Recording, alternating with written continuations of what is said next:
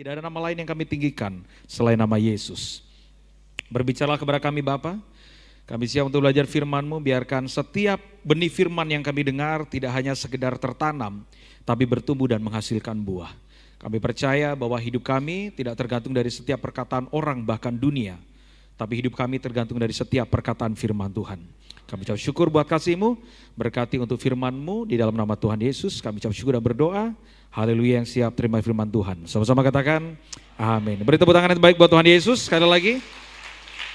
Saudara, saya percaya bahwa semua kita yang datang hari ini, terutama kita pelayan-pelayan Tuhan, saudara, paling susah untuk Yesus itu mentobatkan orang-orang yang ada di bait suci. Kalau saudara belajar, kita belajar sama-sama, terutama kita belajar di teologi ya, bahwa terlalu susah buat Yesus mengubahkan orang-orang yang ada di bait suci. Kenapa? Karena orang-orang yang di bait suci itu mereka punya konsep sendiri tentang Mesias. Akhirnya Yesus lebih banyak dekat dengan pemungut cukai, Yesus dekat dengan orang berdosa. Dan ini yang saya percaya bahwa keselamatan itu diterima bukan hanya sekedar di bait suci, tapi justru di lorong-lorong. Kenapa, saudara? Karena konsep keselamatan buat orang-orang suci di bait suci, ya, buat mereka Mesias itu harus memimpin kerajaan. Yang ada adalah Mesias yang lahir justru di kandang domba. Makanya Natal itu bicara tentang kesederhanaan. Bagi saya Natal tidak hanya sekedar bicara tentang perayaan, semua kita bisa merayakan Natal. Tapi saya selalu konsen tentang perayaan yang tidak cuma sekedar aksesoris di luar. Karena banyak orang Natal cuma sibuk pada baju yang berubah tapi hatinya enggak. Ya, berapa banyak jemaat kita justru karena Natal justru terikat dengan hutang, Pak.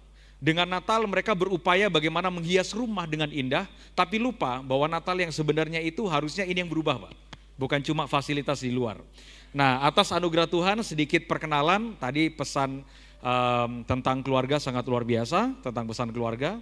Saudara, sama seperti tema, ini adalah tema nasional, bahwa tema 2025 tentang Natal itu adalah Allah hadir untuk menyelamatkan keluarga. Sedikit perkenalkan, nama saya David Herson, dan selain saya sebagai seorang hamba Tuhan, kalau boleh saya memperkenalkan diri, kebetulan hari ini saya diberi kepercayaan hadir di pemerintah, ya, saya menjabat sebagai seorang komisaris di perusahaan BUMN, dan saya sebulan yang lalu saya baru menyelesaikan tugas saya sebagai staf di kantor komunikasi kepresidenan. Dan hari ini juga saya menjabat sebagai anggota komite Pertamina. Sederhana Pak, saya belajar dalam hidup saya bahwa Yesus perintahkan kita untuk menjadi garam dan terang dunia. Jadi kemanapun kita pergi harusnya kita menjadi garam dan terang. Garam itu memberi rasa, terang itu memberi cahaya. Makanya mungkin saya punya panggilan yang lain, panggilan saya ada di marketplace, tidak hanya sekedar di mimbar, tapi bagaimana membawa Yesus di luar di marketplace. Karena terbanyak jemaat kita ada di marketplace, Pak. Jadi bagi saya mimbar gereja itu kita ketemu setiap minggu, tapi mimbar marketplace itu kita ketemu setiap hari. Makanya kalau mau cari orang Kristen itu bukan hanya cari ketika sekedar saudara di gereja, bukan. Karena ternyata kekristenan yang sebenarnya bagaimana kita di luar sana, bagaimana cara kita berkeluarga, bagaimana cara kita kerja. Dan hari ini saya dapat mandat terutama dari Pak Seskap untuk membangun kerukunan umat beragama, terutama konsen pada gereja-gereja yang mengalami penolakan, gereja-gereja yang mengalami pembubaran. Nah, saya bergerak bersama dengan sahabat saya, kebetulan beliau seorang ustadz namanya Gugun Gumilar, kami bergerak bersama-sama bahwa sesuai dengan pasal 29 ayat 1 dan 2, negara menjamin bahwa semua orang berhak untuk menjalankan ibadah mereka masing-masing. Jadi kita ini punya hak yang sama di konstitusi, Pak. Kita punya hak yang sama. Baik. Bicara tentang Natal, tadi pesan dari ketua saudara, bicara tentang seorang yang akhirnya ketika Yesus melayani, dia selalu disebut sebagai anak Daud. Kemanapun Yesus melayani, selalu orang teriak, Yesus anak Daud, Yesus anak Daud. Makanya bagi saya, kalau kita sekedar Kristen karena Natal, kita tidak akan pernah kuat. Karena kekristenan itu dimulai dari Palungan sampai puncak Bukit Golgota. Nah, banyak orang yang suka dengan Natal, tapi nggak banyak orang yang suka Pak tentang puncak Bukit Golgota. Makanya kalau mau cari orang Kristen jangan cari ketika mereka diberkati.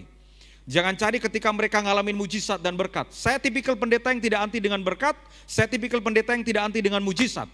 Tetapi setahu saya ketika Yesus ada di puncak Bukit Golgota, pertanyaan saya, di mana Bartimeus yang buta melihat, di mana Lazarus yang bangkit dari kematian, di mana orang yang kenyang dengan 5 roti 2 ikan. Karena sesungguhnya mereka datang ke Tuhan cuma karena pengen tangan Tuhan. Nah, banyak jemaat, banyak pelayan Tuhan yang cuma pengen tangan Tuhan, gak pengen pribadi Tuhan, Pak. Karena biasanya bicara tentang pribadi Tuhan, itu biasa bicara tentang kedisiplinan, ketaatan, dan kesetiaan. Tapi kalau bicara tentang mujizat, bicara tentang tangan, bicara tentang berkat, semua orang suka. Makanya banyak orang zaman sekarang datang beribadah karena faktor kebutuhan, bukan faktor kerinduan. Nah, kita pun kadang sama, Pak. Kita itu kadang kalau datang ke gereja, kadang kita pelayanan. Kita itu kadang cuma fokus pada urusan, pada kebutuhan. Makanya Matius 6 ayat 33 itu menegur kita. Kalau kita datang ke Tuhan hanya cari makan, minum, pakai, Yesus bilang begini, apa bedanya dengan bangsa-bangsa yang tidak mengenal Tuhan? Betul nggak? Kalau kita datang hari ini karena cuma sekedar makan, minum, pakai, kita nggak ada bedanya, Pak, dengan orang yang nggak kenal Tuhan. Kalau kita punya toko hanya sekedar cari uang, orang yang nggak kenal Tuhan pun buka toko cari uang, Pak. Makanya kita harus beda. Tujuan kekristenan kita bukan cuma sekedar diberkati, tapi bagaimana kita jadi berkat bagi banyak orang. Toh surga bersorak bukan karena kita kaya. Surga bersorak bukan karena rumah kita bertambah 3, jemaat kita 10.000, enggak. Surga bersorak kalau lewat hidup kita benar-benar ada satu jiwa bertobat dan menerima Yesus sebagai juru selamat hidup mereka. Makanya Natal jauh sekali bicara tentang perayaan. Karena Natal memberikan gambaran kepada kita, Sang Mesias yang kudus lahir di kandang domba, dibaringkan dengan kain lampin persis di atas namanya palungan. Nah saudara, saya beberapa kali datang ke Israel. Palungan itu, Pak, bau. Palungan itu kotor. Palungan itu mohon maaf ya, kambing domba makan di situ, kencing di situ, buang air di situ, Pak. Jadi bagaimana mungkin yang kudus dia pakai tempat yang berdosa? Makanya hidup kita ini, kalau kita ini hamba Tuhan, kita ini persis seperti palungan. Kita ini orang yang bau, kita ini orang yang berdosa, tapi karena kasih karunia kita dipakai oleh Tuhan. Makanya Natal bicara tentang palungan, kandang yang kotor. Bahkan Yesus tidak punya tempat yang layak, tempat yang mewah untuk lahir di sana.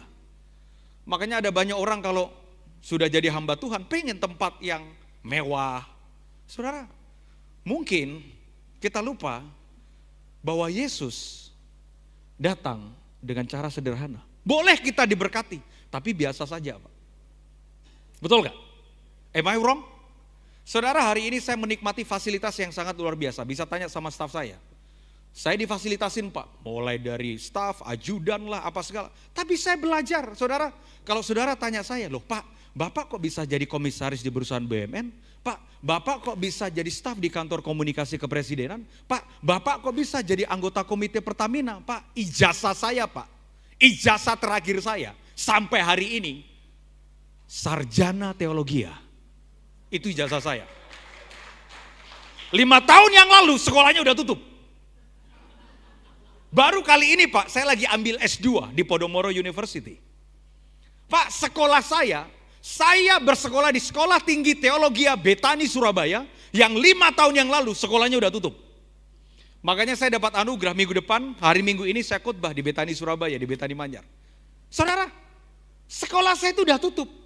Nah, orang mungkin tanya sama saya, loh kok bisa? Sederhana, Pak. Yang saya percaya, sang jebolan sekolah teologi ini, ijazahnya cuma sekolah teologi, tapi ijazah saya asli, Pak, ya, bukan palsu ya. Saya itu kadang zaman sekarang bingung, Pak, orang sibuk masalah urusan ijazah. Dan kita ikut berkomentar urusan ijazah. Ini jangan-jangan saudara ikut berkomentar urusan ijazah. Pak, ijazah bener, asli dan palsu, gak ada pengaruh, Pak, sama kita. Gak usah ikut-ikutan, Pak. Ya, amin. Kadang kita ini hamba Tuhan ikut-ikut pada hal yang tidak esensial. Kita ini kadang ikut-ikutan pada hal yang gak penting. Ya, biasa, kita ini juga kadang suka kepo juga kan.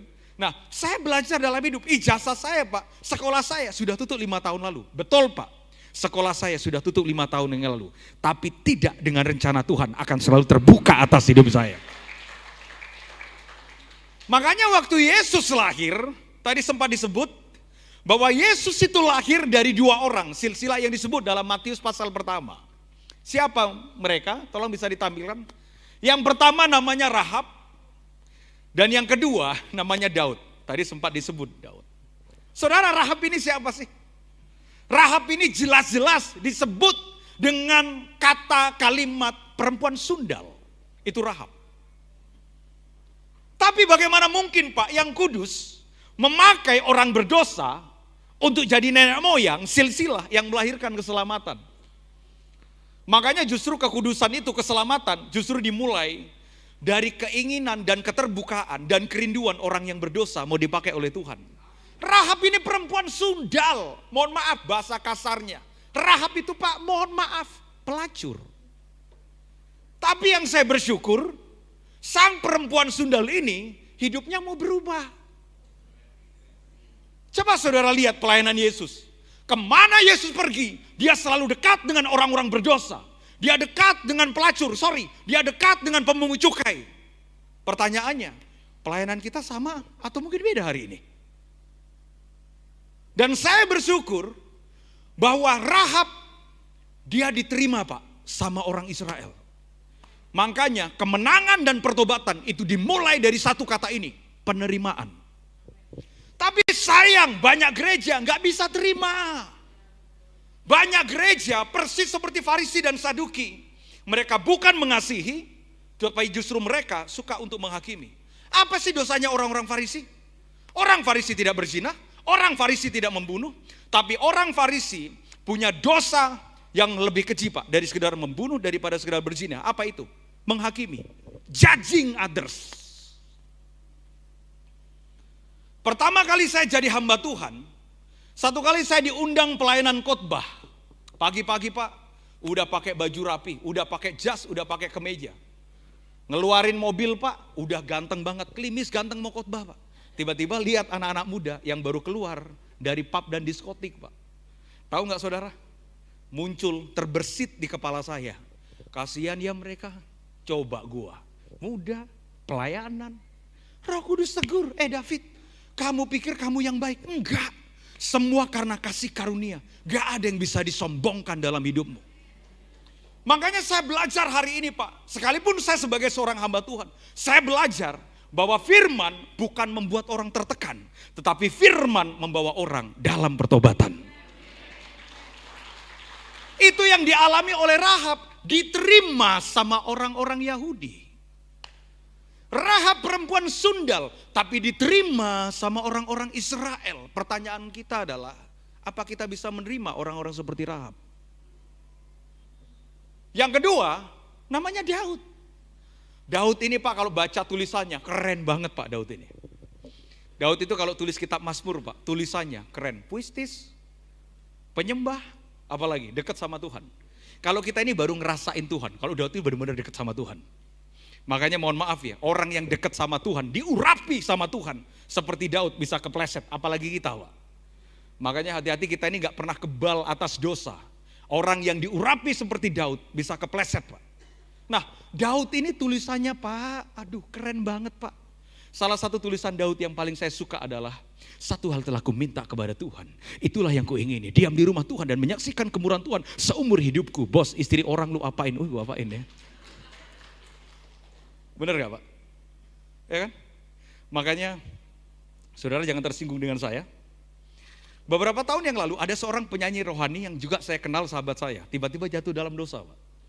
Begitu dia jatuh dalam dosa, kepleset dalam dosa perzinahan, rame-rame gereja menghakimi dia. Terus kemudian datanglah Pak, seorang worship leader datang ke saya. Dia datang, Pastor, kenapa? Pastor, ternyata dia gagah melayani, tapi kepleset sekarang jatuh dalam dosa. Terus mulai hari ini saya tidak akan menyanyikan lagu-lagunya dia. Waduh, gua jawab Pak, gini, lebih baik sekarang kau punya Alkitab, punya.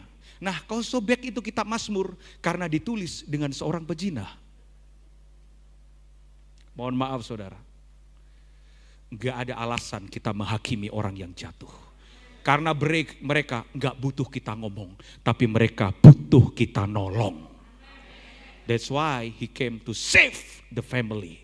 Dan family bukan hanya bicara 2-3 orang, tapi keluarga bicara tentang anggota tubuh Kristus. Kita adalah keluarga. Hari itu Daud jatuh, tapi yang saya bersyukur adalah lahir dan muncul seorang nabi, namanya Nabi Nathan. Nabi Nathan bukan hamba Tuhan besar, bukan. Nathan ini mohon maaf ya, hamba Tuhan kampung, tapi berani menegur seorang raja namanya Daud. Nathan disuruh sama Tuhan. Nathan tahu nggak yang dia tegur Daud? Tahu. Nathan tahu nggak yang dia mau tegur adalah raja? Tahu. Tapi buat Nathan gak urusan, yang penting suara Tuhan sampai. Saudara sebagai hamba Tuhan, mohon maaf saudara, terserah seraja apapun jemaat saudara, kalau salah tegur. Gak usah peduli. Mau raja kayak, mau pejabat kayak, mau menteri kayak, salah, tegur. Makanya mohon maaf saudara ya, saya pernah menolak jabatan yang mungkin teman-teman muda pengen. Sebelum saya jadi komisaris Pak, mohon maaf nih, saya gak cerita tentang berkatnya Pak. Tiba-tiba ada orang yang tawari saya, jadi dubes Pak, jadi duta besar. Maaf Pak, ini masih daging sayang, bukan plastik sayang. Siapa yang gak kepengen jadi dubes Pak? Usia 35 tahun jadi dubes. Pengen Pak. Tiba-tiba saya pulang ke rumah, istri saya tahu, staf saya juga tahu. Tiba-tiba istri, nah ini bersyukurnya Pak, pentingnya. Saya bersyukur punya istri yang sangat rohani dan cinta akan pelayanan. Tiba-tiba istri saya bilang begini, sayang, kalau kamu jadi dubes, nanti jadwal pelayananmu 1 tahun, kamu harus cancel semua dan kamu udah gak bisa khotbah. Saudara pikir begini, dubes pasti Pak David, karena Pak David dekat sama Tuhan, pasti berdoa. Belum berdoa Pak. Pengen gak? Pengen banget Pak. Udah ngomongin gajinya berapa, fasilitasnya apa. Tapi hari itu saudara, saya seperti bertempur di manusia roh dan daging saya. Saya berdoa, saya ambil waktu untuk puasa. Tuhan, maunya Tuhan apa? Tiba-tiba saya merasa Tuhan bicara, kamu lebih pentingkan jabatan atau pelayanan? Wah, apa yang saya lakukan Pak? Saya tolak Pak jabatan itu. Karena bagi saya, terserah punya jabatan apapun, tapi jabatan hamba Tuhan lebih mulia daripada apapun. Teman-teman saya Pak, dia bilang begini, bro, mohon maaf ya, bego lu. Kesempatan gak datang 2 kali. Saya bilang sama mereka, terserah. Karena aku hamba Tuhan, yang Tuhan perintahkan, tugaskan untuk saya menabur firman terus. Apa yang saya lakukan? Saya tolak. Puji Tuhan Pak, hilang 1, dikasih 3 Pak. Dan hari ini saya masih bisa khotbah kemana-mana. Karena saya selalu bilang, Tuhan, sesungguhnya aku adalah hamba Tuhan. Itu Pak. Makanya bagi saya, kebesaran hati seorang raja namanya Daud ditegur sama Nathan. Nathan ini Pak, dia tahu Pak, kalau yang mau ditegur itu namanya Daud, raja. Dia nggak peduli. Kita mau tegur yang nyumbang perpuluhannya paling gede di gereja.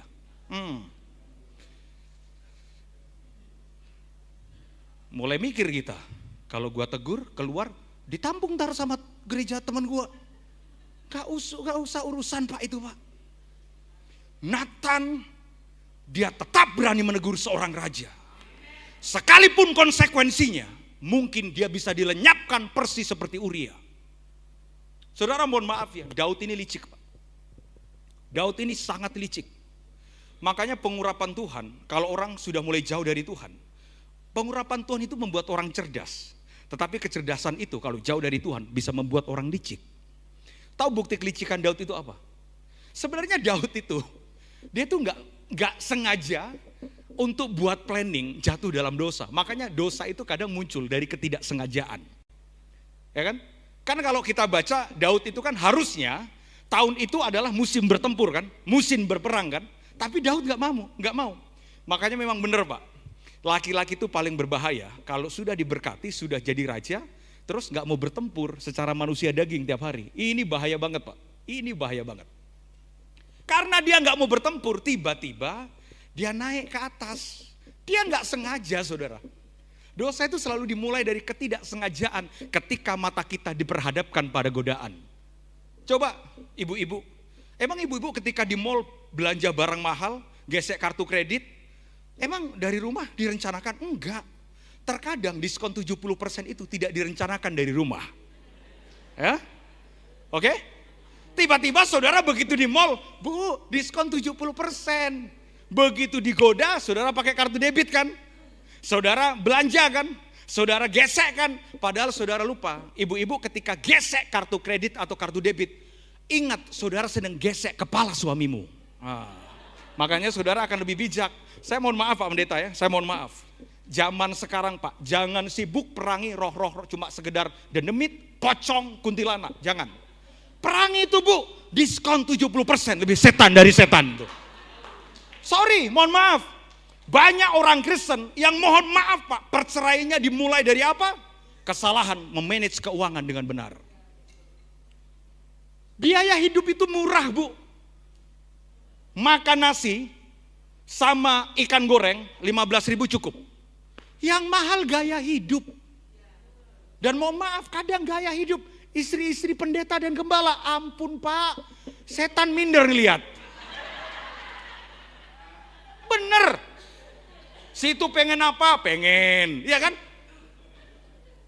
Situ pengen itu, pengen. Makanya Yesus memberikan gambaran, dia mati di atas kayu salib, manusia dagingnya Pak terpaku. Makanya penting Pak, kalau saudara diberkati, tangan ini tetap terpaku dan kita tahu semua karena kasih karunia Tuhan, amin. Makanya waktu Daud dia naik ke atas, dia tiba-tiba lihat, loh kan nggak sengaja.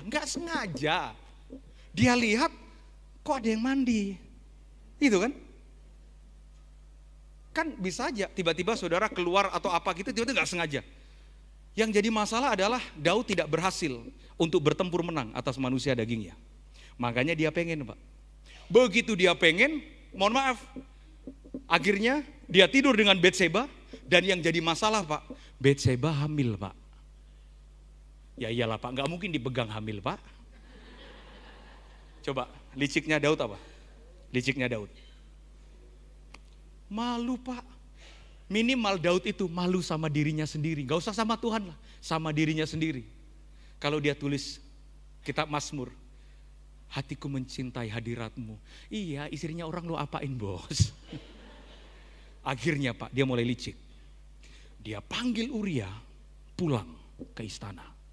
Pulang ke rumah. Untuk apa? Bukan ngasih liburan, bukan. Supaya Uria pulang ke rumah tidur sama istrinya.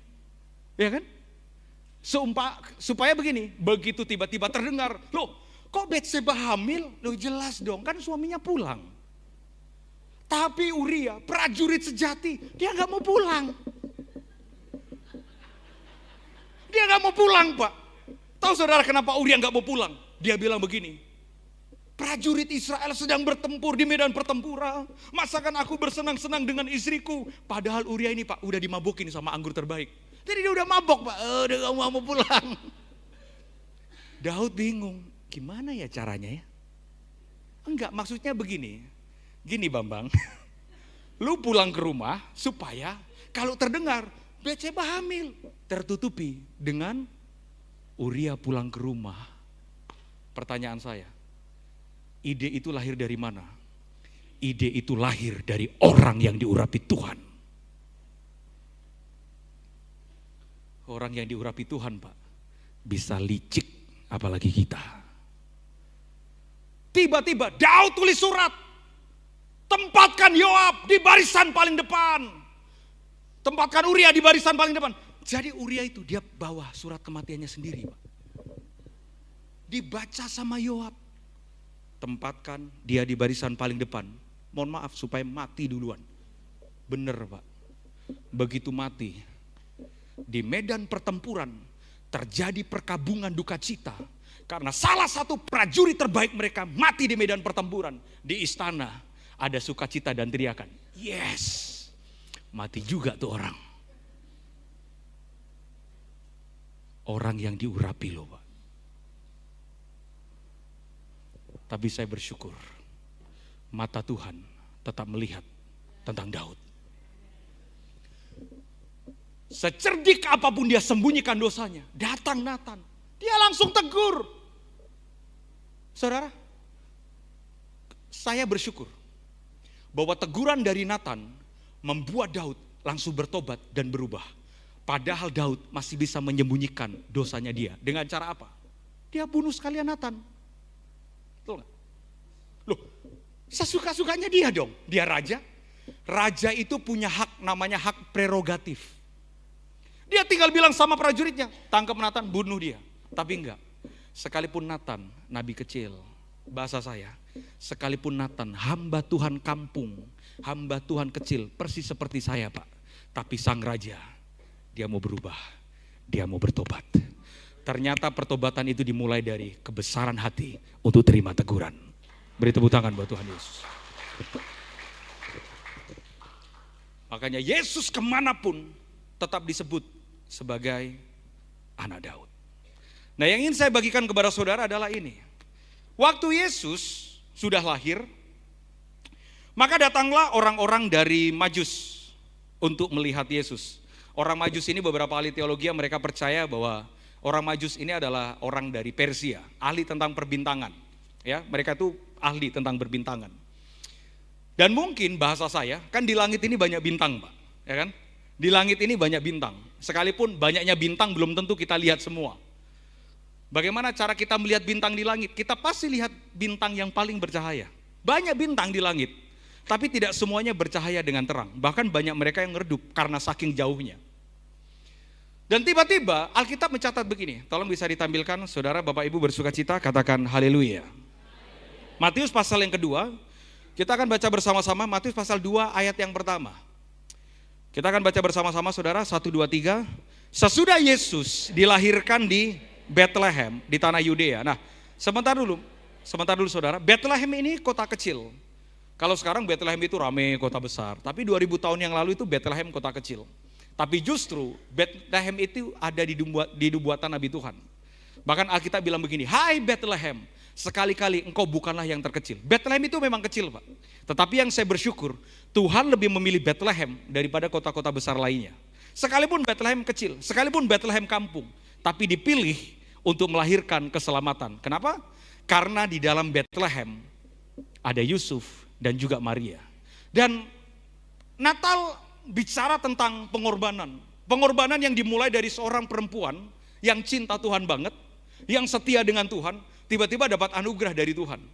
Nah, biasanya kalau kita itu dengar anugerah, suara Tuhan itu maunya kan diberkati gitu kan.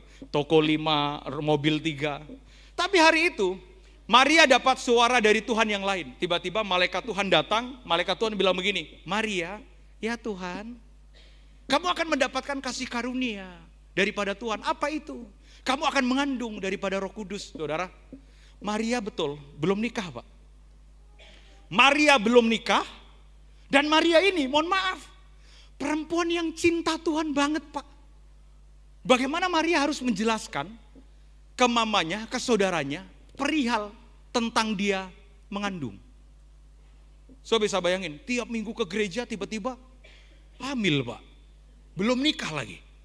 Itu mungkin social justice itu kuat sekali sama Maria. Tapi Maria dia bilang begini, sesungguhnya aku adalah hamba Tuhan. Jadilah sesuai dengan kehendak Tuhan. Makanya kadang taat sama firman Tuhan. Firman Tuhan itu bukan untuk dimengerti Pak. Terkadang untuk dipercaya saja sekalipun kita nggak ngerti.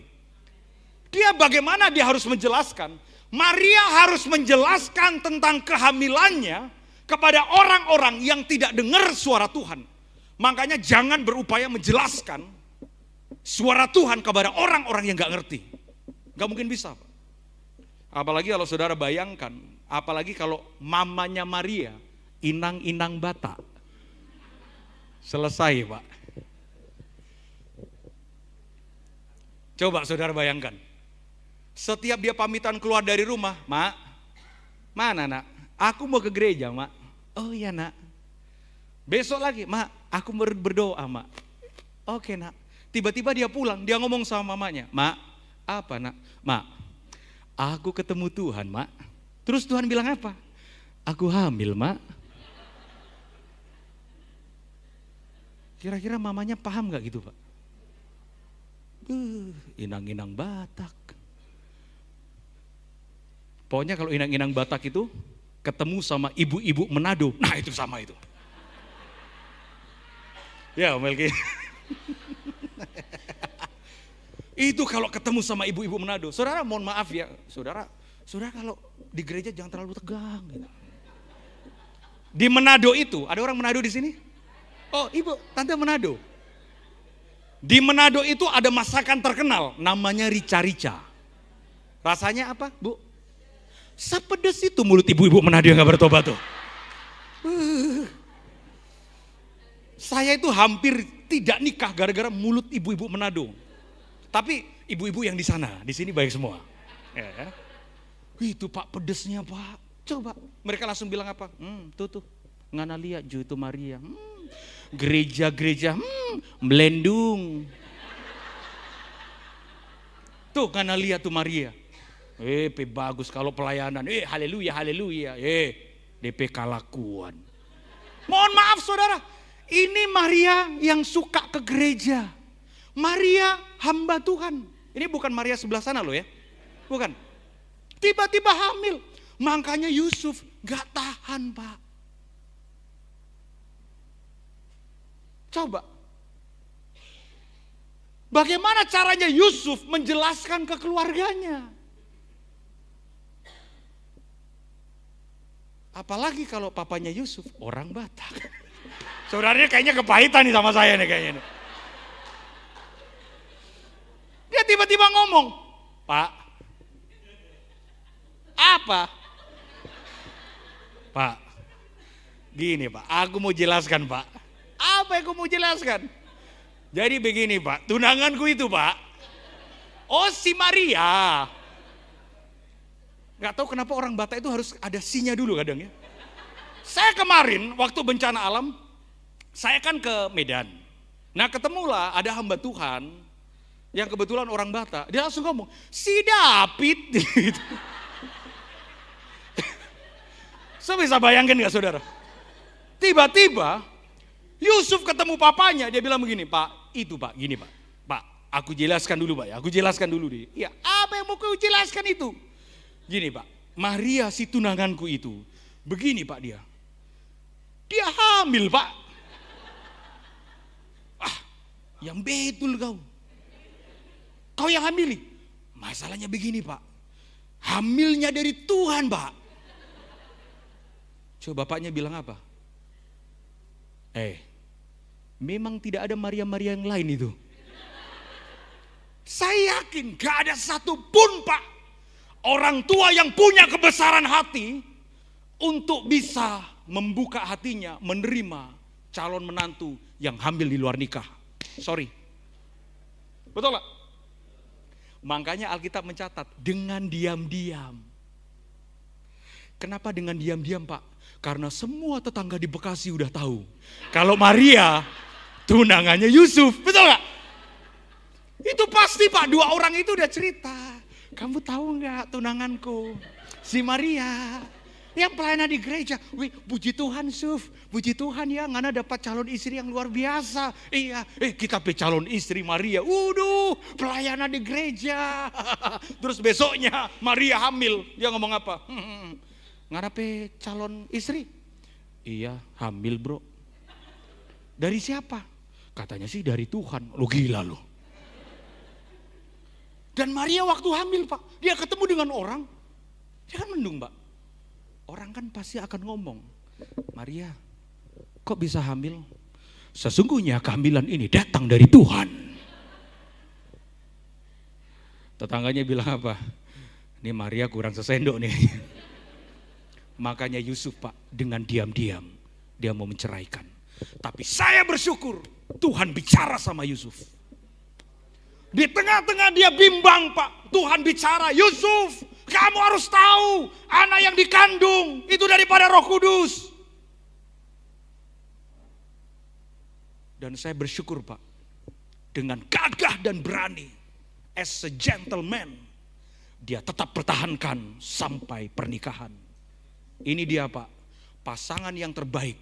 Dia tidak umbar kekurangan pasangannya, tetapi dia akan tetap pertahankan keutuhan rumah tangganya. Zaman sekarang, istri gembala, istri pendeta, sedikit berkelahi Pak, nulis di sosial media. Enggak, di sini enggak ada Pak, di sini enggak ada. Sini enggak ada. Kira-kira gitu. Saya kadang heran ya, mohon maaf ya Bu ya. Bu, zaman sekarang itu bukan lagi mulut yang berbahaya, jari-jari berbahaya. Istri telat pulang, satu Bekasi tahu Bu. Dia tulis, laki gue gila, udah jarang pulang. Saudara, kita harus belajar seperti Yusuf. Omongan apapun, kekurangan apapun, dia tutupi. Dan dia tetap pertahankan pernikahan itu. Bahkan mungkin kalau semua orang ngomong, hamil di luar nikah, dia lindungi Pak, wajah pasangannya. Makanya saya berdoa, buat seorang istri ataupun suami, yang tetap mempertahankan pernikahan, sekalipun melewati badai persoalan. Tepuk tangan buat Tuhan. Makanya kita ini harus jadi hamba-hamba Tuhan. Kita yang kenceng banget Pak ngomongin tentang masalah isu-isu perceraian. Makanya kadang itu kalau saya itu kalau khotbah itu, saya ngomong mungkin pernikahan saya Pak baru seumur jagung. Tapi apa yang kita banggakan dengan kekristenan di Indonesia Timur? Karena pakai kalung salib. Ini yang saya selalu suka ngomong. Ya jangan bangga dong pakai kalung salib. Kan di puncak bukit Golgota ada 3 salib Pak. Di tengah salibnya Yesus, di sebelah kanan kiri salibnya penjahat. Nah saya nggak tahu kita pakai kalung salib yang mana. Sampai terus kemudian dengan gampangnya Pak kita nikah, cerai, nikah, cerai. Karena bagi saya kekristenan bukan cuma ketika kita angkat tangan, no. Kekristenan kelihatan ketika kita kuat menghadapi badai dan masalah. Makanya Tuhan selalu bilang begini, orang benar seperti Raja Wali. Raja Wali tidak pernah takut dengan badai. Makanya kalau ada orang yang bilang begini ini, kan sekarang kan lagi banyak hamba Tuhan ya. Di sini nggak ada, di sini nggak ada. Nubuatin 2026 hancurlah ekonomi. Saya nggak peduli Pak, mau 2026 ekonomi hancur, ekonomi global dunia hancur, mau 2026 semakin gelap, dari tahun lalu pun Alkitab mencatat dunia ini semakin hari semakin jahat. Tapi satu hal yang saya pegang, orang benar tetap diperhatikan oleh Tuhan. Nah makanya Bethlehem yang kota kecil ini, Bethlehem dari kata Beit and Lehem, yang artinya rumah roti atau rumah daging. Nah saya terakhir, setahun yang lalu ya saya ke Israel. 2 tahun yang lalu. Saya sempat tanya sama tour guide saya. Namanya Nizim. Waktu saya ngobrol sama Nizim, arti Bethlehem itu apa? Nah, tour guide saya, ini bukan cocok logi Pak ya, karena saya cuma tanya ke tour guide saya, karena memang dia orang Bethlehem asli. Dia bilang begini, Abuna, dulu Abuna, orang-orang Bethlehem itu, nama Bethlehem itu menurut dia Pak, ya ini sekarang saya lagi cari kebenarannya, karena kan kebenaran 1-2 orang secara histori kan beda-beda. Tapi menurut dia, orang-orang Bethlehem itu terkenal murah hati, suka berbagi roti. Makanya disebut dengan istilah orang Bethlehem. Suka murah hati Pak, berbagi roti. Ini bukan cocok logi saja saudara ya. Nah buat saya, harusnya kita seperti Bethlehem. Sekalipun kecil, tapi kita suka berbagi kehidupan dengan orang lain. Sekalipun mungkin kita kecil, tapi kita memberi kehidupan. Nah, roti itu kan makanan pokok, bukan beras Pak. Jadi orang-orang Bethlehem itu terkenal murah hati. Dia suka berbagi roti. Roti itu memberi rasa kenyang. Nah harusnya kekristenan kita, dimanapun kita berada, kita memberi rasa kenyang kepada orang yang lapar.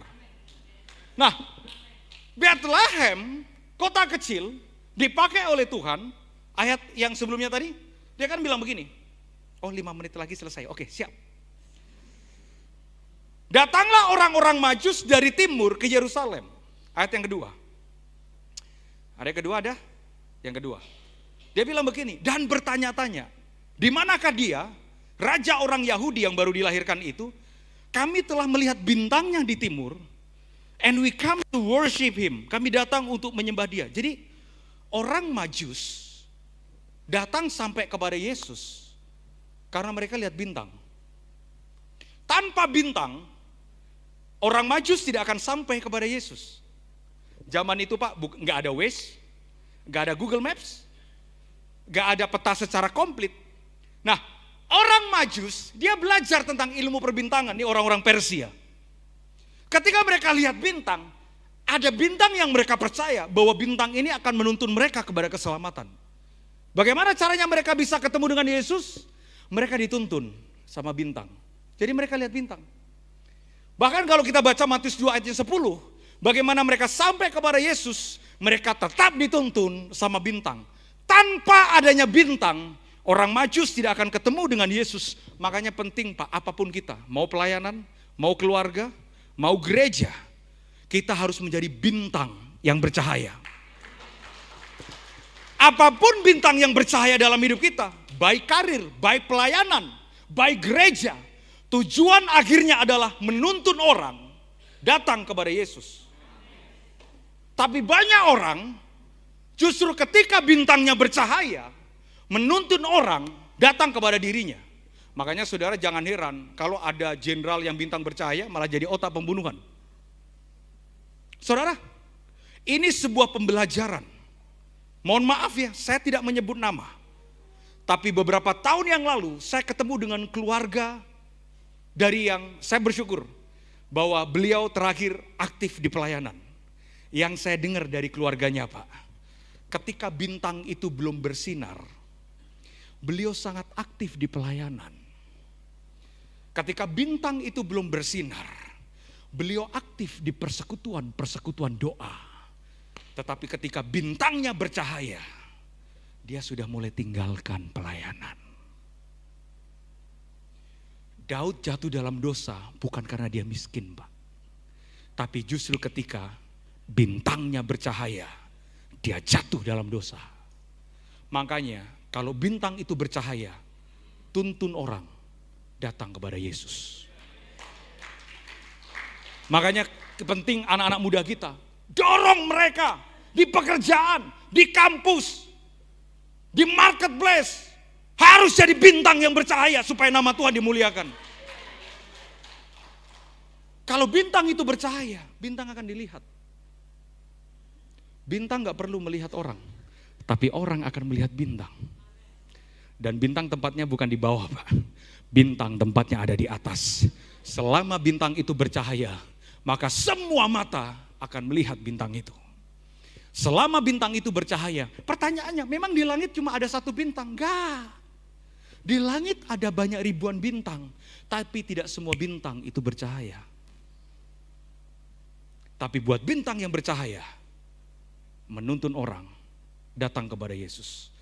Saya berdoa anak-anak muda kita yang di pemerintahan, yang di marketplace. Bukan lagi pelayanan begini, aku worship leader, puji Tuhan, kita worship leader. Bukan lagi pelayanan, aku khotbah, puji Tuhan. Tetapi mimbar kita yang di luar Pak, adalah mimbar pertarungan untuk kita memenangkan banyak jiwa bagi hormat kemuliaan Tuhan. Dan kalau bintang itu bersinar, orang akan datang. Kalau keluarga kita bersinar, orang akan bilang begini, bener loh, kalau mau cari dan kalau mau belajar bagaimana cara berkeluarga, belajarlah dari orang Kristen. Kalau mau kerja, dipromosikan, sampai punya jabatan, belajarlah dari orang Kristen. Kalau mau belajar bagaimana jadi anak muda, berprestasi, belajarlah dari orang Kristen. Makanya di kami Pak, sekarang kami itu punya aturan namanya reward and punishment. Nah kebetulan saya komisarisnya, saya panggil Pak Direktur, saya bilang begini, Pak Dir, siap Pak Komisaris, gini Pak, kebetulan aset kami Pak sangat besar. Di PT Wika Realty itu, saudara bisa Google di Wikipedia, aset yang saya jadi komisarisnya itu asetnya itu 15,3 triliun. Dan total karyawan kita itu banyak banget. Saya bilang gini, kita kasih reward dan punishment. Satu kali Pak, 1 menit lagi boleh ya? Boleh? Satu kali direktur kami datang ke ruangan saya. Tiba-tiba dia datang, Pak David izin Pak, oh ya Pak Dir, masuk Pak Dir. Kami itu proyek kami ada di mana-mana. Jakarta lah, Jawa Barat lah, Jawa Tengah, Jawa Timur, Bali, Sulawesi, Kalimantan, mana lagi sampai di ujung timur, sampai di ujung barat. Tiba-tiba Dir ini datang ke saya. Pak Dir itu datang, Pak David. Nah, direktur kami bukan anak Tuhan Pak. Dan dia tahu saya pendeta. Sampai hari ini, hampir semua orang itu mengenal, ya memang saya pendeta. Saya nggak pernah Pak untuk melepaskan jabatan itu. Kemanapun saya pergi, mau jabatan apapun, orang panggil saya Pendeta David, Pendeta David. Tiba-tiba dia masuk Pak ke ruangan saya, dia bilang begini, Pak David izin. Gimana Pak Dir? Pak begini Pak, ini kan kita ada pengurangan. Berapa orang? 200 orang Pak, sekitar 200 orang. Oh ya oke, gimana? Gini Pak David, Pak kebetulan ini ada satu orang. Loh orang itu kenapa? Dia bilang sama saya, kalau dia kenal sama Pak David. Oh kenal di mana? Jadi begini, katanya orang ini jemaatnya Pak David, suka ngikutin Pak David pelayanan, suka ngikutin Pak David khotbah. Oh ya puji Tuhan, ya maksudnya gimana? Tapi mohon maaf Pak, kenapa? Orang ini masuk dalam daftar yang harus diberhentikan. Saya tanya, namanya siapa? Saudara jangan kepo ya, jangan kepo.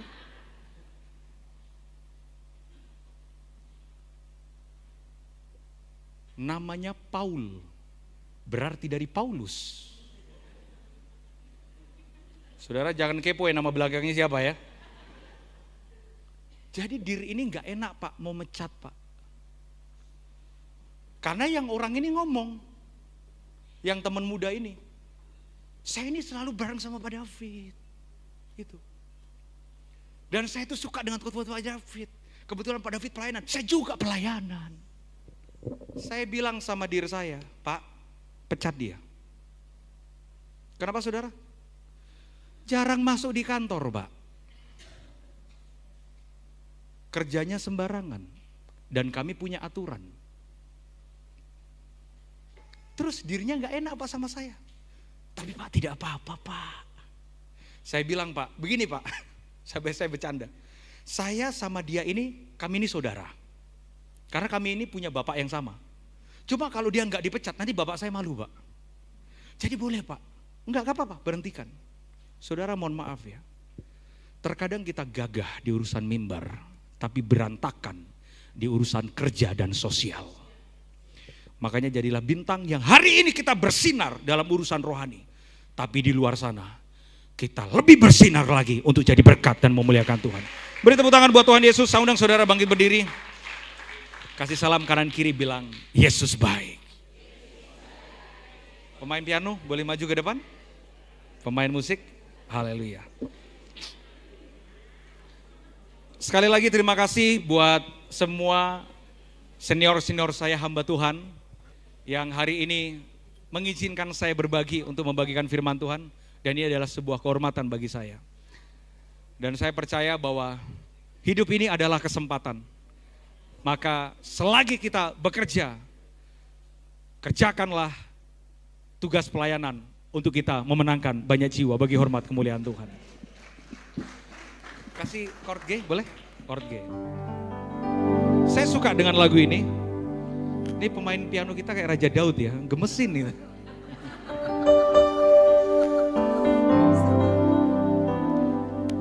Hidup ini adalah kesempatan.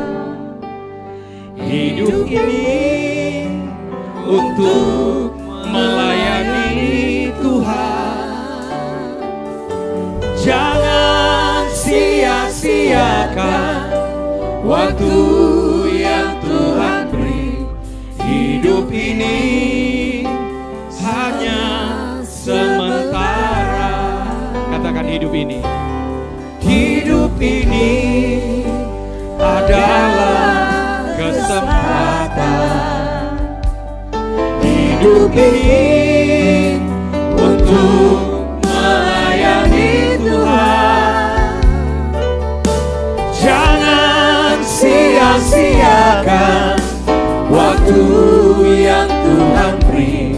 Hidup ini harus jadi berkat. Mari semua menyanyikan pujian ini. Oh Tuhan, pakailah hidupku selagi aku masih kuat. Bila saatnya nanti ku tak berdaya lagi,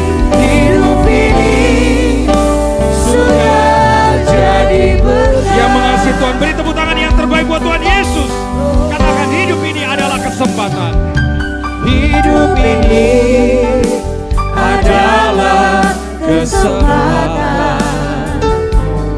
Hidup ini untuk melayani Tuhan. Jangan sia-siakan waktu yang Tuhan beri. Hidup ini hanya sementara. Sambil mengangkat tangan di hadapan Tuhan. Oh Tuhan, pakailah hidupku. Wow. Selagi aku masih kuat. Bila saatnya nanti ku tak berdaya lagi, hidup ini sudah jadi berkat. Oh Tuhan, pakailah hidupku. Selagi aku masih kuat. Bila saatnya nanti ku tak berdaya lagi, hidup ini sudah jadi berkat. Tuhan pakai hidup kami. Oh Tuhan, pakailah hidupku. Selagi aku masih kuat. Bila saatnya nanti ku tak berdaya lagi, hidup ini sudah jadi Apapun panggilan dan tugas kami. Oh Tuhan, pakailah hidupku. Selagi aku masih kuat. Bila saatnya nanti ku tak berdaya lagi, hidup ini sudah jadi berkat. Saudara, izinkan saya berdoa. Tuhan, pakai kami Tuhan. Seperti bintang yang bercahaya untuk menuntun orang datang kepada Yesus. Dalam pelayanan pekerjaan, apapun yang Tuhan percayakan, kami mau bersinar. Kami tidak mau seperti bintang yang meredup. Kami mau bersinar seperti bintang di langit. Selagi Tuhan memberi kami kesempatan, kami mau bekerja keras, memenangkan jiwa, melayani Tuhan sungguh-sungguh, sampai kami melihat Indonesia dipenuhi kemuliaan Tuhan. Karena itu kami berdoa hari ini dalam nama Yesus. Bagi bangsa ini kami berdiri. Bagi bangsa ini kami melayani. Agar semua jiwa-jiwa mendengar tentang nama Yesus. Sekalipun Tuhan, terkadang dalam hidup ada beban kayu salib yang harus kami pikul. Tapi kami percaya, seberat apapun kayu salib itu, kami tetap percaya selain Tuhan, pasti ada Simon dari Kirene yang Tuhan utus bagi kami. Ajarkan kami tetap setia dari Palungan sampai puncak Bukit Golgota. Karena tidak ada kemuliaan tanpa salib. Karena itu kami bersyukur Tuhan, sekalipun proses Tuhan izinkan, tapi kami mau tetap setia melayani. Kami mau tetap setia melayani Tuhan. Kami tetap setia untuk mengabarkan Injil Tuhan. Kami tetap setia untuk menabur firman Tuhan. Karena kami percaya setiap firman tidak akan pernah kembali dengan sia-sia. Dan kami melihat bintang yang bersinar itu akan dilihat dan menuntun orang kepada keselamatan. Terima kasih Bapa. Berkati untuk perangkat semua yang ada, hamba-hamba Tuhan yang hadir hari ini, pemerintahan kami, Tuhan juga Tuhan berkati. Kami percaya Indonesia bagi kemuliaan Tuhan. Dalam nama Yesus. Bagi bangsa ini Kami berdiri dan membawa doa kami kepadamu. dengan iman, Sesuatu yang besar pasti terjadi dan mengubah